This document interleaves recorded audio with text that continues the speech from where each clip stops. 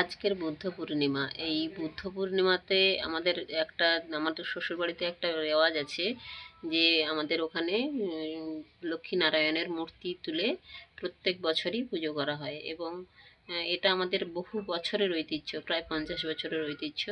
তো এবছর বিশেষ কারণবশত সেই পুজো আর বাড়িতে, গ্রামের বাড়িতে হয়নি। যে যেখানে আছে তাই জন্য আমরা পুজো তো আর বন্ধ রাখতে পারা যায় না, তাই ছোট করে যে যার বাড়িতে আয়োজন করা হয়েছে। একদম ছোট্ট করে নিজের মতো করে করেছি একদম।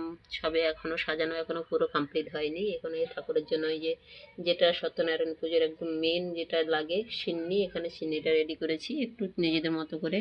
ঘরোয়াভাবে ফলমূল রেডি করেছি। ফলমূল এখানে একটু লুচি, একটু মিষ্টি, তারপরে এখানে অন্যান্য ঠাকুরদের ভোগ দেওয়ার জন্য সব রেডি করেছি। এখানে এই যে সব ঠাকুরকে সাজানো শুরু করেছি, এখনও কমপ্লিট হয়নি। যে গোপাল, এলো রাধা মাধব সব আছে এখানে। এখানে দেখো জগৎজননী মা বসে আছে। মায়ের কৃপায় যেন সবাই ভালো থাকে, প্রত্যেকটা বীর সৈনিক, দেশের এখন যা কন্ডিশন, সেই মা যেন সবাইকে ভালো রাখেন সেই প্রার্থনা করি। আর এখানে মা সরস্বতী আছেন এখনও। এখানে ঘট স্থাপন করেছি, এখনও পুরো কমপ্লিট হয়নি। যাই হোক, অনেকটা বেলা হয়েছে, তা এখন পুজো শুরু করব।